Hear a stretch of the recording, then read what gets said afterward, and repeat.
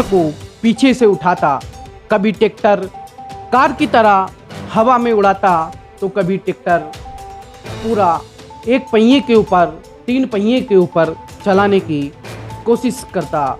यह व्यक्ति देखते ही देखते इतना फेमस हो गया कि इंस्टाग्राम और यूट्यूब पर इसके 20 लाख के आसपास फॉलोवर्स हो गए।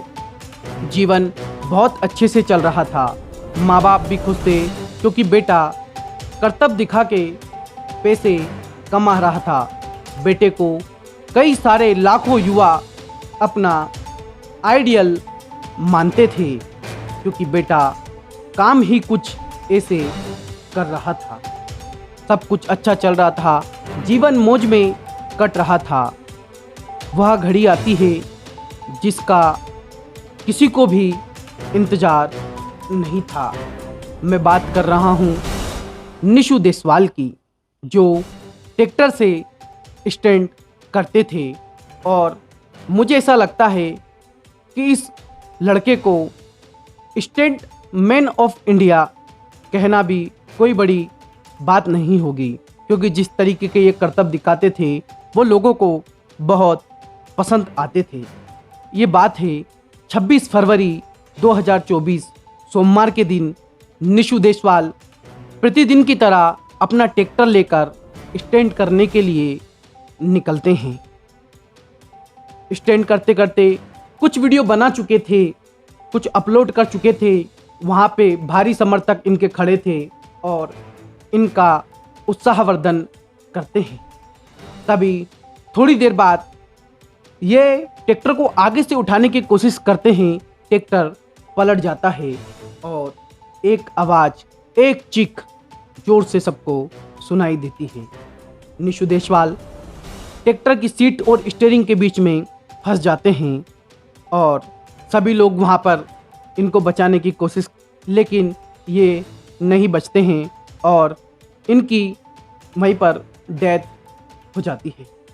साथियों, अति से ज़्यादा हमारे लिए हमेशा खतरनाक होता है। निशु देसवाल, सिर्फ निशु देसवाल नहीं मरा, मर गए उसके घर वाले। निशु देसवाल की शादी भी हो चुकी थी, 6 महीना का एक इनको बच्चा भी था। साथियों, ये सिर्फ एक अकेले निशु देसवाल की कहानी नहीं है। आप थोड़े ही समय पहले अगस्त्य चौहान, जो कि बाइक राइडर था, उसकी भी डेथ सड़क दुर्घटना के कारण, रश ड्राइविंग के कारण ही हुई थी। इससे पहले हम बात करें दानिश जैन, जो दिल्ली के शायद कार राइडर थे और उनकी कार क्रश कर गई थी स्पीड के कारण, और उसका शोक हमारे लाखों युवाओं ने खूब मनाया था। आज भी कई फैन फॉलोइंग हमको दानिश जैन की मिल जाती है।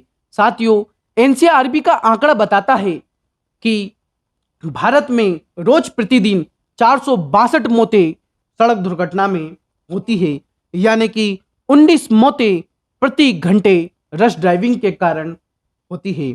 एनसीआरबी का आंकड़ा बताता है कि सड़क पर होने वाली दुर्घटना का लगभग 90% कारण जो दुर्घटना हो रही है वो रश ड्राइविंग के कारण हो रही है। मतलब गाड़ी घोड़े ऐसे चला रहे हैं आग बंद के जैसे खुदा खुद उनको बचाने आएगा। ऐसे लोग को हमारा जो समाज है ये आइडियल भी मान लेता है। कई सारे लोग स्टोरी लगा रहे हैं, लीजेंड लीजेंड लीजेंड। अरे भाई, काय का लीजेंड? काय का लीजेंड? युवाओं को क्या सीखने को दिया? परिवार को रोता हुआ छोड़ गया, उस पत्नी को रोता हुआ छोड़ गया, उस माँ बाप को रोता हुआ छोड़ गया जिसने विश्वास करके इसके साथ साथ फेरे दिलवाकर अपनी बेटी को ब्याह दिया था कि मेरी बेटी का लालन पालन करेगा। उस बेटी का क्या? उस 6 माह के बच्चे का क्या? नहीं, कुछ नहीं। शौक इतने ही अच्छे जितने कि आपका जीवन कष्ट में ना डाले। अति से ज्यादा कोई भी चीज बहुत खतरनाक हो सकती है। इस कहानी से हमें यही सीखने को मिल रहा है। माफ कीजिएगा, मेरे बोल आपको बुरे लग रहे होंगे, पर मेरे भाइयों कुछ तो समझो, कुछ तो समझो। आज 16 साल 17 साल के लड़के ऐसी बाइकें दौड़ा रहे हैं जैसे हवा में उड़ रहे हैं, जैसे हेलीकॉप्टर चला रहे हैं, जैसे इनको सबके पहले जो बुजुर्ग 70 साल के बैठे उनसे पहले इनको मरना है, इनको मौत की जल्दी है, जीने के लिए इनके पास कोई उम्मीद या होप ही नहीं बची है। अरे भाइयों ये जीवन बहुत अनमोल है। हमारे माँ बाप ने हमें पालने के लिए कितना दुख दर्द उठाया है, अपना खून पसीना बहाया है, उसकी कुछ वैल्यू तो करो। ध्यान रखो, गाड़ी चलाते समय एक तय सीमा मानक में चलाओ। भगवान ने जब इंसान को बनाया था तो गाड़ी घोड़े नहीं बनाए थे, गाड़ी घोड़े इंसान ने बनाए अपनी सुविधा के लिए। मनुष्य समाज के लिए कितनी खतरनाक साबित हो सकती है, इसकी किसी ने कल्पना भी नहीं की होगी।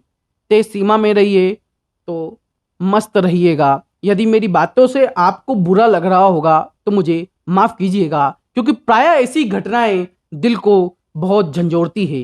क्योंकि जब कोई युवा जाता है तो वो अपने पीछे लाखों लोगों को रोता हुआ छोड़ जाता है, उसका परिवार। इसी के साथ निशु देसवाल भाई को मेरी तरफ से श्रद्धांजलि। भगवान उनको अपने श्री चरणों में स्थान दे। राम राम।